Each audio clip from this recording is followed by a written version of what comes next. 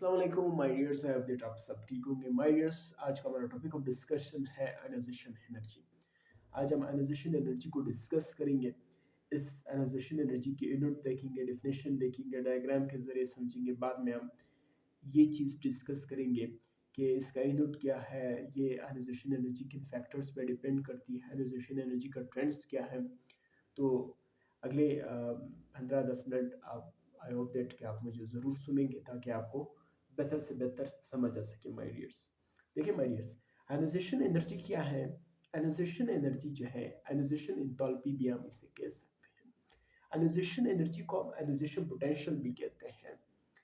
Ionisation energy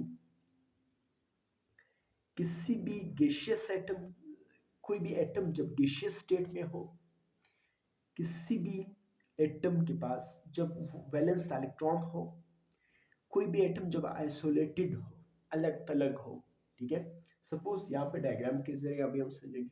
sodium है, ये gaseous state में गुड हो गया, इसका वैलेंस इलेक्ट्रॉन एंड गुड हो गया, ये आइसोलेटेड है। सपोज हम बाय एग्जांपल्स में बात कर रहा हूँ, ये आइसोलेटेड है। तो अभी हम इसके आयोनाइजेशन एनर्जी देखेंगे। यानी आयोनाइजेशन एनर्जी जा हम इसको देंगे। देखें, ये एरो का सेंस का मतलब यहाँ पे है कि मैंने इसको आयोनाइजेशन एनर्जी दी इस वैलेंस इलेक्ट्रॉन को रिमूव करने के लिए, बाहर निकालने के लिए।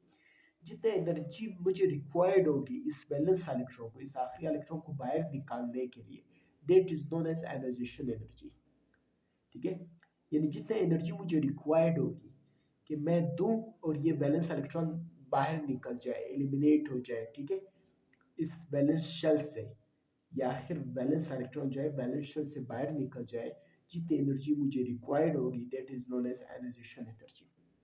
आयोनाइजेशन एनर्जी को हम पॉजिटिव साइन से शो करते हैं। क्यों?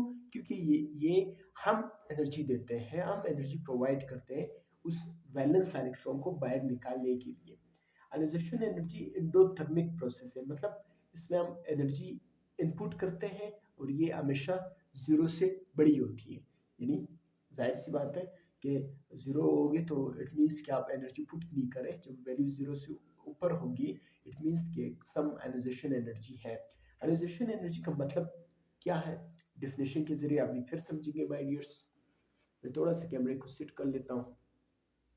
देखिए my dears, ionisation energy, the minimum amount of energy required to remove the valence electron from its gaseous atom. यानी किसी भी गैसियस एटम से वैलेंस इलेक्ट्रॉन, आखिरी इलेक्ट्रॉन को रिमूव करने के लिए, बाहर निकालने के लिए जो एनर्जी मुझे मिनिमम अमाउंट ऑफ, ये स्पेलिंग सही कर देना, मैंने थोड़ी बहुत ये गलत लिखा है, आपने सही कर देना स्पेलिंग, ठीक है। यानी किसी भी गैसियस एटम से वैलेंस इलेक्ट्रॉन यानी आखिर इलेक्ट्रॉन को बाहर निकालने के लिए मुझे जितनी एनर्जी रिक्वायर्ड है, जितनी एनर्जी की जरूरत है मुझे, that is known as ionisation energy my dears.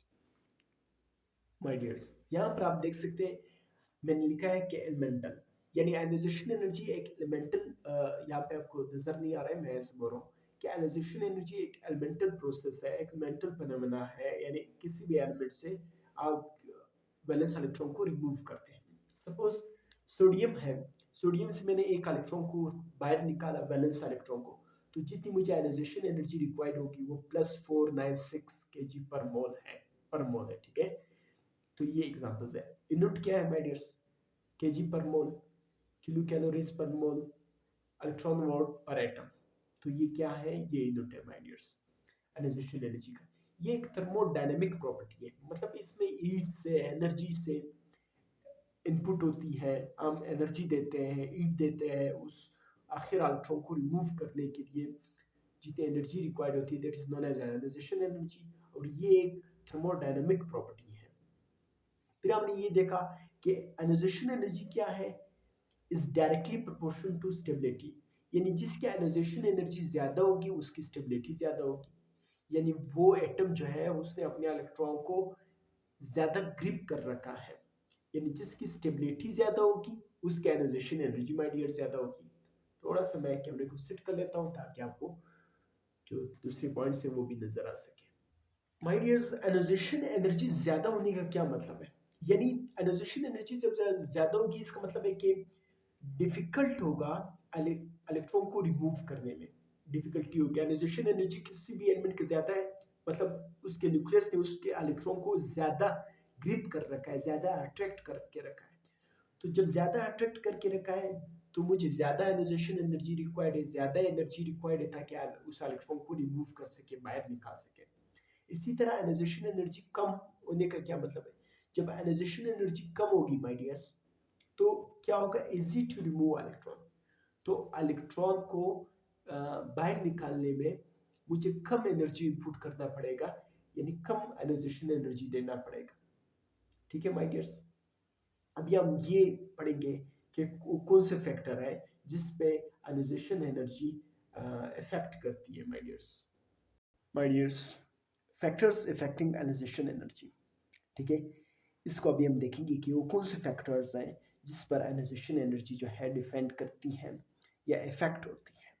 देखिए, atomic radius is inversely proportional ionisation energy, यानी जिसकी आयोनाइजेशन एनर्जी ज़्यादा होगी उसका एटॉमिक रेडियस कम होगा, या जिसका एटॉमिक रेडियस कम होगा उसकी आयोनाइजेशन एनर्जी ज़्यादा होगी, या जिसका एटॉमिक रेडियस ज़्यादा होगा उसकी आयोनाइजेशन एनर्जी कम होगी।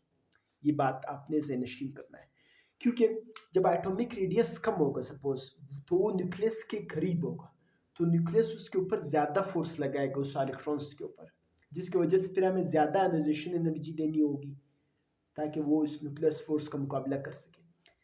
तो अगर एटॉमिक रेडियस ज़्यादा होगा, बड़ी होगी, तो न्यूक्लियस उसके ऊपर ज़्यादा फोर्स नहीं लगा पा रहा होगा, जिसकी वजह से हम थोड़ी सी आयोनाइजेशन एनर्जी देके इलेक्ट्रॉन को रिमूव करवा सकते हैं।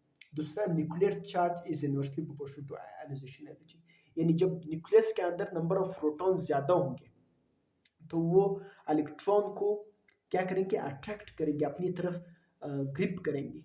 ठीक है, जिसकी वजह से आयोनाइजेशन एनर्जी उसकी बढ़ेगी, यानी जब इलेक्ट्रॉन जो है न्यूक्लियस की तरफ ग्रिप होंगे तो आयोनाइजेशन एनर्जी क्या होगी? बढ़ जाएगी माय डियर्स, यानी nuclear charge is directly proportional to ionisation energy. क्या मतलब?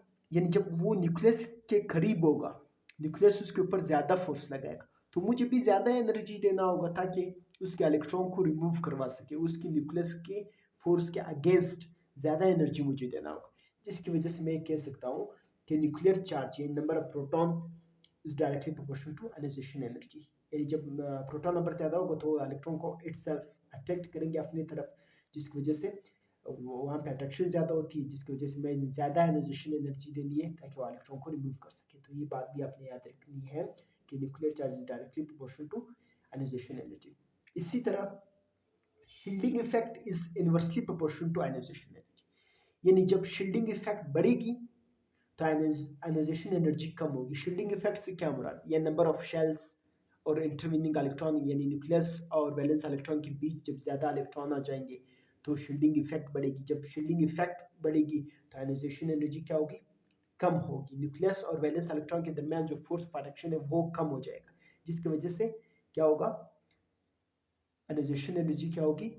कम दरकार होगी। यानी जब आयोनाइजेशन एनर्जी शील्डिंग इफेक्ट ज़्यादा होगा तो आयोनाइजेशन एनर्जी क्या होगा? कम दरकार होगी। ठीक है, तो आप कह सकते हैं, क्योंकि शील्डिंग इफेक्ट मैंने पिछले वीडियोस में पढ़ा है, यहाँ पे मैं डिस्कस नहीं कर सकता हूँ काइंडली। अगर शील्डिंग इफेक्ट के बारे में आपको पता नहीं है, इंटरवीनिंग इलेक्ट्रॉन के बारे में आपको पता नहीं है, तो प्लीज़ आप हमारे उस पिछले वीडियोस को वॉच करें ताकि आपको बेहतर समझ आ सके। It's directly proportional to ionisation, sorry, inversely proportional to ionisation energy. इसी तरह पेनिट्रेशन इफेक्ट, या इसको आप कह सकते हैं ऑर्बिटल इफेक्ट, यानी अगर आप इससे इलेक्ट्रॉन को रिमूव करवाएंगे तो ज़्यादा आपको आयोनाइजेशन एनर्जी दरकार होगी as compare to P, as compare to D, as compare to F. और इसका ये ट्रेंड है, ज़्यादा आयोनाइजेशन एनर्जी एस के लिए, फिर पी के लिए, फिर डी के लिए, फिर एफ के लिए। क्योंकि एस क्यों ज़्यादा आयोनाइजेशन एनर्जी मुझे रिक्वायर? क्योंकि एस जो है न्यूक्लियस के ज़्यादा करीब है, तो ज़्यादा फोर्स प्रोटेक्शन लगा रहा है, जिसकी वजह से मुझे ज़्यादा आयोनाइजेशन एनर्जी देना होगा। पी थोड़ी सी दूर है एज कम्पेयर टू एस, फिर इसी तरह एफ सबसे दूर है, जिसकी वजह से मुझे कम आयोनाइजेशन एनर्जी रिक्वायर्ड है उस वैलेंस इलेक्ट्रॉन को रिमूव करने के लिए माय डियर्स। तो अभी हम जाते हैं माय डियर्स, ट्रेंड्स डिस्कस करेंगे, लेकिन उससे पहले मैं यहाँ पे इलेक्ट्रॉनिक कम्युनिकेशन के बारे में भी बताऊँ माय डियर्स थोड़ा बहुत, ताकि फिर उसके ट्रेंड्स हमें बेहतर समझ आ सके, एक्सेप्शन केसेस हमें बेहतर समझ आ सके माय डियर्स। यहाँ पे माय डियर्स आपको नजर आ रहा है माय डियर्स, ठीक है, इलेक्ट्रॉनिक कन्फिग्रेशन। और ये हमें पता है कि किसी भी ऑर्बिटल में दो इलेक्ट्रॉन होते हैं विद अपोजिट स्पिन। सपोज ये P X P Y P Z है, ये पी और पी सबशेल के ऑर्बिटल्स हैं। तो इसमें दो इलेक्ट्रॉन्स आ गए, दो इधर दो इधर दो इधर।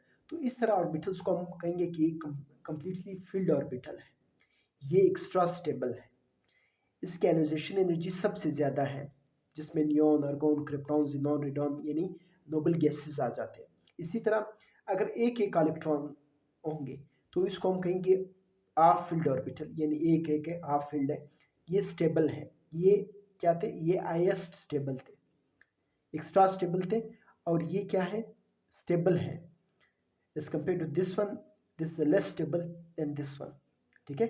और इसका आयोनाइजेशन एनर्जी आई है, इसकी क्या थी, हाईएस्ट थी, ज़्यादा थी, सबसे ज़्यादा थी, इसकी ज़्यादा है। इस चीज़ों में आपको फ़र्क होना चाहिए। जैसे नाइट्रोजन फैमिली क्या है, फिफ्थ ए ग्रुप, ये हाफ फील्ड ऑर्बिटल्स है। इसी तरह to orbital plus one orbital, ये क्या है, ये पार्शली फील्ड ऑर्बिटल है, यानी एक इलेक्ट्रॉन्स नहीं है, जिसकी वजह से हम कह सकते हैं कि ये पार्शली फील्ड ऑर्बिटल है। पेन गिर गया माय डियर्स, थोड़ा सा पेन को लेके दूसरा पेन लेके। तो ये अनस्टेबल है, इसकी आयोनाइजेशन एनर्जी लो है, one A group, two A, three A group, four, fifth, six, seventh A group, ये सारे क्या है, ये पार्शली फील्ड ऑर्बिटल है। उसके ऑर्बिटल्स में वन इलेक्ट्रॉन है माय डियर्स।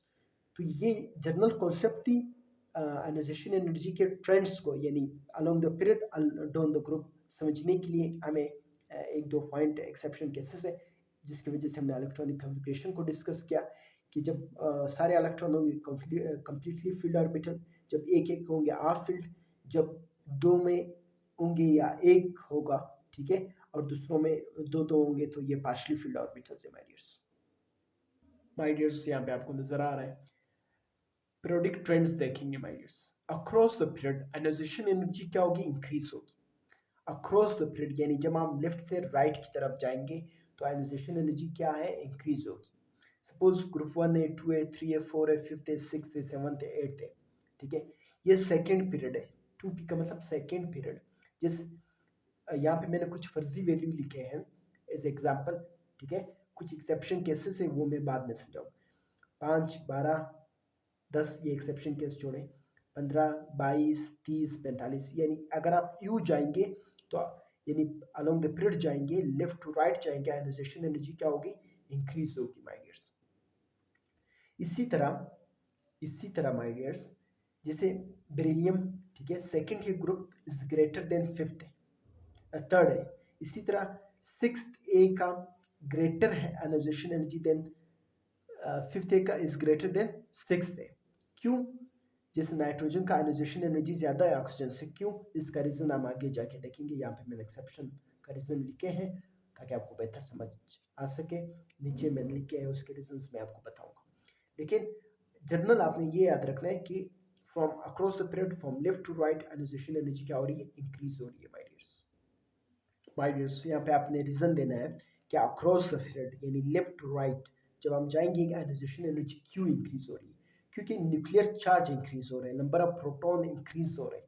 जब नंबर ऑफ प्रोटॉन इंक्रीज होंगे तो आयोनाइजेशन एनर्जी भी क्या होगी, इंक्रीज होगी। यानी वो न्यूक्लियस जो है, जब प्रोटॉन नंबर इंक्रीज होता है तो न्यूक्लियस ज़्यादा फोर्स लगा के इलेक्ट्रॉन को अपनी तरफ इटसेल्फ अट्रैक्ट करते हैं, जिसकी वजह से फिर मुझे आयोनाइजेशन एनर्जी भी ज़्यादा देना होगा ताकि उस वैलेंस इलेक्ट्रॉन को रिमूव करें। तो यहाँ पे न्यूक्लियर चार्ज जब इंक्रीज हो जाता है, जिसकी वजह से क्या हो रहा है, आयोनाइजेशन एनर्जी भी इंक्रीज होती है। न्यूक्लियर चार्ज से मुराद नंबर ऑफ प्रोटॉन। इसी तरह एटॉमिक रेडियस डिक्रीज हो रहा है। एटॉमिक रेडियस जब डिक्रीज हो जाता है, जिस तरह अभी मैंने बात की इस पॉइंट को समझाने में, जब एटॉमिक रेडियस डिक्रीज होगा तो आयोनाइजेशन एनर्जी क्या होगी, इंक्रीज होगी। ये पिछले जब फैक्टर स्पेक्ट्रम में पढ़ा रहा था, एटॉमिक रेडियस मैंने कहा था कि क्या है, is inversely proportional to ionisation energy. ये पिछले वीडियो में भी मैंने आपको बताया था। शेडिंग इफेक्ट और नंबर ऑफ शेल कांस्टेंट रहेगा अलोंग द पीरियड, यानी उसमें किसी किस्म का कोई भी चेंज नहीं है। अभी हम ये देखेंगे कि जो एक्सेप्शन केसेस थे, जैसा third A, second A is higher ionisation energy than third A, लेकिन हमने तो ये पढ़ा कि जब हम यू जाएंगे आयोनाइजेशन एनर्जी इंक्रीज होगा। लेकिन सेकंड ए ग्रुप का थर्ड ए ग्रुप से आयोनाइजेशन एनर्जी क्यों बढ़ी है, फिर फिफ्थ ए का सिक्स्थ ए से क्यों बढ़ी है, ये रीजन देखेंगे माय डियर्स। ठीक है, सेकंड ए का यानी बेरिलियम, सेकंड बेरिलियम है ऊपर अभी आपको मैंने दिखाया। बेरिलियम का नंबर ऑफ प्रोटॉन क्या है, 4 है, 1s2 2s2। इसी तरह बोरान, थर्ड ए ग्रुप से बोरान का 1s2 2s2 2px1, 5 इलेक्ट्रॉन आ गए। पिछले लेक्चर्स में मैंने आपको पढ़ाया था कि एस से इलेक्ट्रॉन निकालना मुश्किल है, पी से आसान है, जिसकी वजह से बेरिलियम यानी सेकंड ए ग्रुप की आयोनाइजेशन एनर्जी ज्यादा है। इसी तरह पी से निकालना आसान है, जिसकी वजह से थर्ड ए ग्रुप की आयोनाइजेशन एनर्जी कम है। तो एक एक्सेप्शन केसेस आपको समझ आया। यहाँ पे मैंने कुछ डायग्राम की मदद से भी आपको समझाया कि हाइड्रोजन, हेलियम, नियॉन, फिर बेरिलियम का ज़्यादा हो गया, बोरान का फिर कम, क्योंकि ये क्या है, बोरान क्या है, थर्ड ग्रुप है। थर्ड ग्रुप की आयोनाइजेशन एनर्जी की रीज़न अभी मैंने यहाँ पे बताई कि बोरान का जो वैलेंस इलेक्ट्रॉन है वो पी में, पी से इलेक्ट्रॉन निकालना आसान है as compare to S, because of that boron की आयोनाइजेशन एनर्जी कम है। फिर नाइट्रोजन, फिर ऑक्सीजन की कम हो गई, फिर fluorine, neon, then sodium my dears. अभी हम जाएंगे एक दो एमसीक्यूज देखेंगे अकॉर्डिंग टू दिस टॉपिक, बाद में फिर हम along the down the group देखेंगे माय डियर्स। यहाँ पे जिस तरह आप देख रहे हैं माय डियर्स, एमसीक्यूज पूछा गया कि नाइट्रोजन, ऑक्सीजन, फ्लोरीन, नियॉन, इन सब में से सबसे कम आयोनाइजेशन एनर्जी किसकी है। अभी मैंने आपको बताया कि नियॉन की सबसे ज़्यादा है, फिर फ्लोरीन की सबसे ज़्यादा है, फिर नाइट्रोजन की ज़्यादा है, ऑक्सीजन की क्या है, सबसे कम लो आयोनाइजेशन एनर्जी। आपसे ये भी पूछा जा सकता है कि इनमें आयोनाइजेशन एनर्जी सबसे ज़्यादा किसकी है, तो नियॉन। ठीक है, इस तरह की छोटे मोटे एमसीक्यूज आपने प्रैक्टिस करने हैं, और बाद में जब हम लेक्चर्स कंप्लीट करेंगे फिर मैं एमडीकेट के हवाले से इसके प्रैक्टिस एमसीक्यूज भी करवाऊंगा माय डियर्स। यहाँ पे जैसे 1A ग्रुप का electronic communication NS1, 2A group का NS2, 3A ग्रुप का NS2, और क्योंकि 3 इलेक्ट्रॉन है NP1, फोर्थ ए का NS2 NP2, फिफ्थ ए का NS2 NP3, सिक्स ए का NS2 NP4, इसी तरह NS2 NP5, NS2 NP6, और 6 और 2 8 इलेक्ट्रॉन आ गए माइनस। इस तरह भी आपसे इलेक्ट्रॉनिक कॉन्फ़िगरेशन देख के आपसे एमसीक्यूज पूछा जा सकता है कि इनमें सबसे बड़ी आयोनाइजेशन एनर्जी किसकी है, इनमें सबसे बड़ी आयोनाइजेशन। अभी अगर आपको ये 4-5 दिए गए हो कि इनमें सबसे बड़ी आयोनाइजेशन एनर्जी किसकी, या ये 4-5 दे सकते हैं कि इनमें से सबसे बड़ी आयोनाइजेशन एनर्जी किसकी है, तो ये इलेक्ट्रॉनिक कॉन्फ़िगरेशन आपको याद होना चाहिए। ठीक है, ताकि आपको पता है कि सेकेंडरी ग्रुप का आयोनाइजेशन एनर्जी बड़ी है, क्यों, क्योंकि ये इलेक्ट्रॉन निकालना मुश्किल है एज कम्पेयर टू पी। फिर मैंने कहा था कि फिफ्थ ए की आयोनाइजेशन एनर्जी बड़ी है एज कम्पेयर टू क्या, 6-1। ये आपको एक्सेप्शनल केसेस याद होने चाहिए, इलेक्ट्रॉनिक कम्युनिकेशन भी आपको याद होना चाहिए, ताकि अगर आपसे ये पूछा जाए इलेक्ट्रॉनिक कम्युनिकेशन देखे कि इनमें सबसे कम आयोनाइजेशन एनर्जी किसकी है, सबसे ज़्यादा आयोनाइजेशन एनर्जी किसकी है, तो आपको याद होना चाहिए माय डियर्स। माय डियर्स, सबसे हाई आयोनाइजेशन एनर्जी हेलियम की, सबसे लो आयोनाइजेशन एनर्जी सीजियम की, ये भी पॉइंट्स आपको याद होने चाहिए। ठीक है माय डियर्स, और जब आप डाउन द ग्रुप आएंगे तो आयोनाइजेशन एनर्जी क्या होगी, डिक्रीज होगी। जब आप डाउन द ग्रुप आएंगे आयोनाइजेशन एनर्जी डिक्रीज होगी। रीजन, आप बुक से रीड करें, मैंने बार बार आपको समझाया, एटॉमिक साइज में, शील्डिंग इफेक्ट में, फिर उसके ट्रेंड्स में, फिर इसी तरह आयोनाइजेशन एनर्जी के ट्रेंड्स में। इसी तरह फिर हमने आयनिक रेडियस को देखा कि जब हम डाउन द ग्रुप आएंगे आयोनाइजेशन एनर्जी क्यों डिक्रीज होगी, क्योंकि नंबर ऑफ शेल इंक्रीज हो रहे हैं। जब नंबर ऑफ शेल इंक्रीज होंगे, इंटरवीनिंग इलेक्ट्रॉन इंक्रीज होंगे, शील्डिंग इफेक्ट इंक्रीज होगा, तो इलेक्ट्रॉन न्यूक्लियस से दूर होगा, तो न्यूक्लियस इतना ज़्यादा फोर्स नहीं लगा सकेगा अपने इलेक्ट्रॉन को अपनी तरफ खींचने के लिए, जिसकी वजह से मैं थोड़ा सा एनर्जी देके भी क्या कर सकता हूँ, आयोनाइजेशन एनर्जी जो है उस इलेक्ट्रॉन को रिमूव करवा सकता हूँ। यानी जब मैं डाउन द ग्रुप आऊँगा, जैसे लिथियम, सोडियम, पोटाशियम, रुबिडियम, यहाँ पे मैं राइट कर लेता हूँ माय डियर्स। तो यहाँ पे देखिए down the group lithium, sodium, potassium, rubidium, caesium, यानी इसमें 2 शेल है, इसमें 3 3। ठीक है, इसी तरह आप आएंगे तो नंबर ऑफ इंटरवीनिंग इलेक्ट्रॉन बढ़ेगा, नंबर ऑफ शेल बढ़ेगा, इलेक्ट्रॉन जो है न्यूक्लियस से दूर होगा, जिसकी वजह से क्या होगा माय डियर्स, बिल्कुल मैं सही सुना कि आयोनाइजेशन एनर्जी कम होगी down the group my dears. और इंशाल्लाह नेक्स्ट वीडियो में हम मॉडिफिकेशन ऑफ आयोनाइजेशन एनर्जी देखेंगे, लेकिन मैं देखूंगा कि अगर ये टॉपिक बड़ा था तो फिर इंशाल्लाह नेक्स्ट वीडियो में लेके चलेंगे, क्योंकि इसी वीडियो में कंप्लीट नहीं हो रही, ये वीडियो भी 20 मिनट से अब हो जा रही है माय डियर्स। तो अपने उस्ताद को अगले लेक्चर तक इजाज़त दीजिए। अल्लाह हाफ़िज़।